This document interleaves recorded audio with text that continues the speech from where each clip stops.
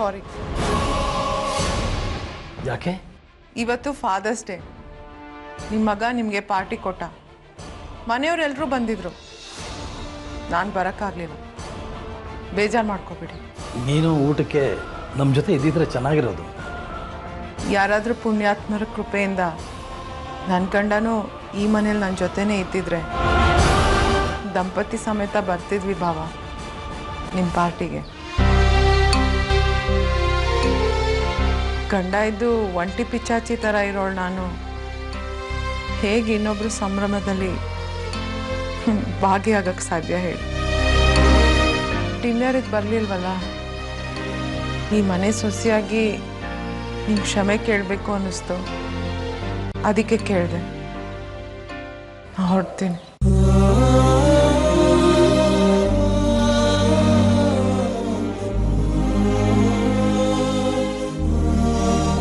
ಬರೋದಕ್ಕೆ ಮುಂಚೆ ನೀವು ನಿಮ್ಮ ಮಗ ಮಾತಾಡ್ತಾ ಇದ್ದಿದ್ದನ್ನ ಕೇಳಿಸ್ಕೊಂಡೆ.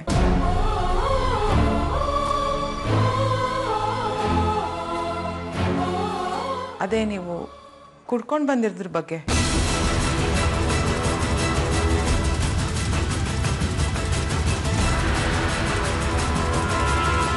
ನೀವು ಕುಡ್ಕೊಂಡು ಬಂದಿದ್ದು ಗೊತ್ತಾದರೂ ಶ್ರೀಗಾಗಲಿ ಜಾನ್ವಿಗಾಗಲಿ ನಿಮ್ಮ ಮೇಲೆ ಕೋಪ ತಿರಸ್ಕಾರ ಬರಲೇ ಇಲ್ಲ ನೋಡಿ. ಸ್ವಂತ ಅಪ್ಪ ಮಗನ ಸಂಬಂಧ, ಸ್ವಂತ ಮಾವ ಸೊಸೆ ಸಂಬಂಧ ಅಂದರೆ ಇದೇ ಇರಬೇಕು. ಆ ಅದೃಷ್ಟ ನಮ್ಮ ಯಜಮಾನ್ರಿಗೂ ಇರಬೇಕಾಗಿತ್ತು. ಕುಡ್ಕೊಂಡು ಬರ್ತಿದ್ರು ಅಂತ ಮನೆಯಿಂದಾನೇ ಹೊರಗೆ ಹಾಕ್ಬಿಟ್ರು.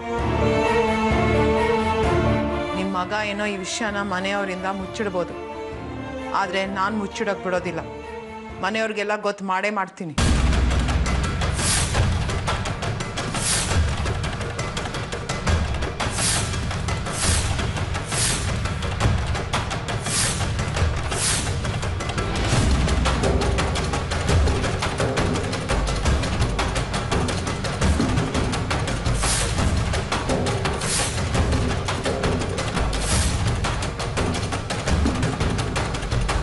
ಪ್ಲೀಸ್ ಚಿಕ್ಕಮ್ಮ, ಈ ವಿಷಯ ದೊಡ್ಡ ಮಾಡಬೇಡಿ. ಮಾಡೇ ಮಾಡ್ತೀನಿ. ಮನೇಲಿರೋರು ಎಲ್ಲಾರ್ಗೂ ಗೊತ್ತಾಗ್ಲಿ ಗುರು ಬಾವ ಕುಡ್ತದ ವಿಷಯದಲ್ಲಿ ಏನು ಸಾಚ ಅಲ್ಲ ಅಂತ. ವಿದೇಶದಿಂದ ಬಂದ ಬಾವ ಇನ್ಯಾವ್ಯಾವ ವಿಷಯನ ಮುಚ್ಚಿಟ್ಟಿದ್ದಾರೆ ಅಂತ.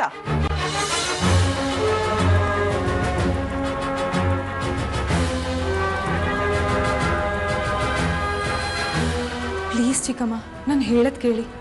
ನಾಡಿದ್ದು ಭೀಮ್ ನವಾಸೆ ಮಾಲ್ತಿ ಅತ್ತೆ ತುಂಬ ಸಂಭ್ರಮದಲ್ಲಿದ್ದಾರೆ. ಈ ವಿಷಯ ಎಲ್ರಿಗೂ ಗೊತ್ತಾದರೆ ಮನೆಯಲ್ಲಿ ಹಬ್ಬದ ವಾತಾವರಣನೇ ಹಾಳಾಗ್ಬಿಡುತ್ತೆ.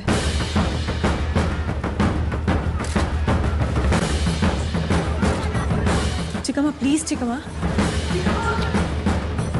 ಜಾಹ್ನವಿ ಹೋಗ್ಲಿ ಬಿಡು.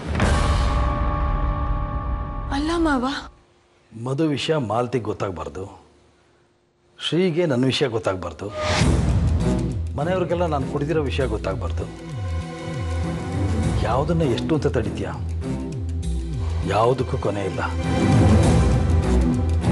ನಾನು ಕುಡಿದಿರೋದು ಯಾರಿಗೂ ಗೊತ್ತಾಗಲ್ಲ ಅಂದ್ಕೊಂಡೆ, ಆದರೆ ಮನೇಲಿ ಒಬ್ಬೊಬ್ಬರಾಗೆ ಗೊತ್ತಾಗ್ತಾ ಇದೆ. ಯಾವುದು ನಮ್ಮ ಕೈಲಿಲ್ಲ.